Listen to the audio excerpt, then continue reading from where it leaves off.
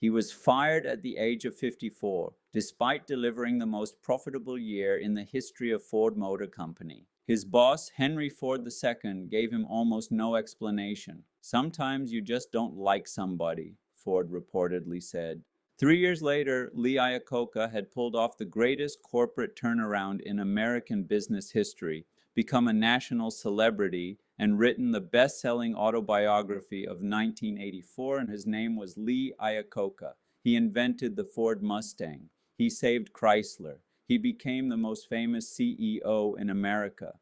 And his story is one of the purest demonstrations in this series of what determination, skill, and the refusal to accept a verdict can accomplish. Lito Anthony Iacocca was born on October the 15th, 1924, in Allentown, Pennsylvania. His parents, Nicola and Antonietta, were Italian immigrants who had come to America and settled in the steel-producing Lehigh Valley of eastern Pennsylvania. His father ran a hot dog restaurant, drove a Ford, and loved everything about the automobile. He instilled that love in his son. The family lost most of what they had in the Great Depression. Iacocca later said that experience never left him, that it shaped his absolute refusal to take financial security for granted, his obsession with frugality even at the height of his success, and his instinct that the comfortable position is never permanent. As a child, he suffered rheumatic fever, which left him medically unfit for military service in World War II. While his contemporaries went to war, Iacocca went to Lehigh University and graduated in 3 years with a degree in industrial engineering. He then earned a master's degree in engineering at Princeton University in 1946. He joined Ford Motor Company as a student engineer in 1946. He hated it almost immediately. Engineering was not where his gifts lay. His gifts were in people, in understanding what customers wanted, in selling, in persuasion. He got himself transferred to sales. The move transformed everything. Within a few years, Iacocca had made himself one of the most effective salesmen in the Ford organization. His first major campaign, the 56 for 56 program, offering customers a 1956 Ford for $20 down and $56 a month, moved his district to number 1 in the nation and brought him to the attention of Ford's senior leadership. He rose rapidly. By 1960, at the age of 36, he was named vice president and general manager of the Ford division, one of the most powerful positions in the company. He was now responsible for everything that wore the Ford name, and he had an idea. Iacocca had been watching the baby boom. By the early 1960s, the generation born after the Second World War was coming of age. They were young, employed, mobile, and interested in cars that reflected their identity, not their parents.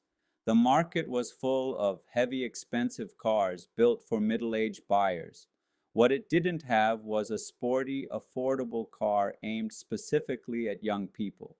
Iacocca proposed the Mustang. The Mustang was built on the platform of the existing Ford Falcon, which kept development costs manageable. It had a long hood and a short deck, an unmistakably sporty silhouette, and a starting price of just $2,368.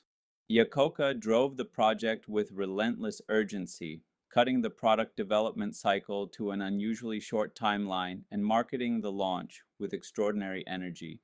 The Mustang debuted at the New York World's Fair on April 17, 1964. It was an immediate, overwhelming sensation. Ford dealerships across America were mobbed with customers. On the same week, Iacocca appeared on the covers of both Time magazine and Newsweek, a distinction no automotive executive had achieved before. 1 million Mustangs were sold in the first 18 months. It remains to this day the fastest-selling new car model in automotive history.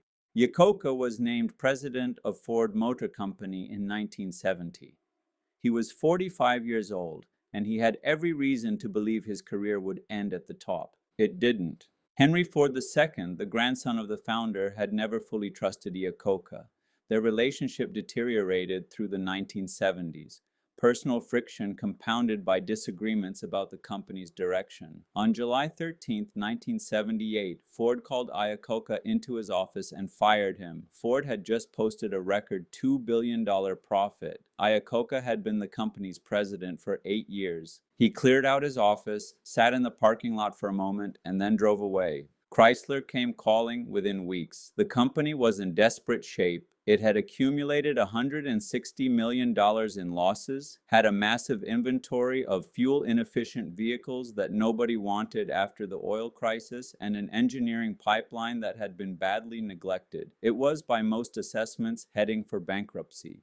Iacocca took the job as president of Chrysler in late 1978. He became chairman in 1979. He later wrote that walking into Chrysler was like walking into a haunted house. Everything was wrong. The management structure was fractured. The products were inadequate. The finances were dire. And the broader economic environment, rising interest rates, the second oil shock of 1979, a deep recession, was about to make everything worse. Iacocca's solution came in several stages. First, he cut. He laid off workers, closed plants, and renegotiated contracts with suppliers.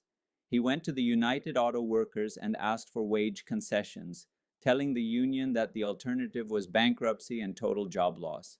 He also cut his own salary to $1 a year. The symbolism mattered as much as the money. Second, he went to Washington. Iacocca argued that Chrysler was too big to fail, that its collapse would cost 400,000 jobs directly and devastate an entire ecosystem of suppliers, dealers, and communities. He asked Congress to guarantee $1.5 billion in loans. The request touched off a fierce political debate about the proper role of government in the economy. Congress, persuaded that the national cost of Chrysler's failure was too high, agreed in 1980. Third, he launched new products. The K-Car, the Dodge Aries, and Plymouth Reliant was a front-wheel drive, fuel-efficient platform that was precisely what the market demanded in the early 1980s. It was not glamorous, it worked. Within months of arriving at Chrysler, Iacocca also greenlit the minivan project, an idea that had been proposed at both GM and Ford, where the truck divisions had killed it. Chrysler had no truck division. The minivan went into production, launched in 1983, and became one of the most successful vehicle concepts in automotive history. Chrysler edged into profitability in 1981. By 1983, the company had repaid its entire government loan 7 years ahead of schedule, making a $500 million profit on the transaction. In 1984, Chrysler posted record profits of $2.4 billion. So the turnaround made Lee Iacocca a national celebrity of a kind that no American business executive had been before. He appeared in television commercials for Chrysler personally, standing in front of cars and telling America directly, if you can find a better car, buy it. The campaign worked because Iacocca's credibility was real. He had put his name and his reputation behind the product, and the product had delivered. In 1984, he published his autobiography, simply titled Iacocca, which became the best-selling nonfiction book of the year and remained on the bestseller list for nearly 2 years. He was, briefly, the most talked-about potential presidential candidate in America. He declined. President Reagan asked him to chair the Statue of Liberty Ellis Island Foundation. Iacocca raised $350 million to restore both monuments, completing the work in time for the Statue of Liberty's centennial in 1986. It was a fitting task for the son of immigrants, the grandson of people who had themselves passed through Ellis Island. He retired from Chrysler at the end of 1992. He was 68 years old. What did Lee Iacocca actually build? 4 things that endure. First, the Ford Mustang. He identified a generation, built a car for it, and created an icon. The Mustang is still in production today. It invented the pony car class, reshaped American automotive culture, and remains one of the most recognizable vehicles in the world. Second, the modern minivan. Every minivan on the road descends from the Chrysler minivan Iacocca, launched in 1983. GM and Ford had both considered the idea and passed. He built it first, owned the market for a decade, and fundamentally changed how American families transported themselves. Third, the government loan turnaround template. The Chrysler Rescue, loans sought, approved, restructured, repaid early, became the model for every major corporate government intervention that followed.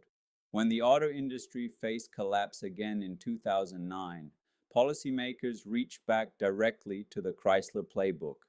Fourth, the CEO as a brand asset. His Chrysler commercials proved that a credible executive appearing personally behind the product could communicate trust that advertising could not manufacture. Dave Thomas at Wendy's and countless others followed the template Iacocca established. 3 lessons from Lee Iacocca's life. First, being fired is not the end of the story.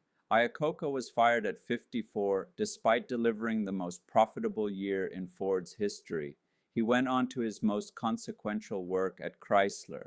Sometimes the organization that fires you is too small for what you're capable of. Getting fired is not a verdict on your potential, it's a redirection. Second, use borrowed time wisely. The Chrysler loan was controversial. Iacocca treated it not as a rescue, but as a bridge, using it to buy time to cut costs, launch new products, and restore confidence. Borrowing time is not the same as borrowing a solution. The loan gave him room. He had to do the work. Third, the leader's personal credibility is a strategic asset. When Iacocca appeared in Chrysler's commercials, he put his own name behind a struggling company's products. It worked because his credibility was genuine. Authenticity from a leader, the willingness to stand visibly behind what you're building, communicates things that a billion-dollar advertising budget cannot. Fired at 54. President of a bankrupt company at 54. The most famous CEO in America at 60. The Mustang, the minivan, the greatest corporate turnaround in American history. If you can find a better story, tell it. Thank you for joining us for episode 39. Our next episode is Willis Carrier, the man who invented air conditioning and in doing so made possible the Sun Belt, modern manufacturing, modern medicine, and the world's largest buildings. Until then, stay curious.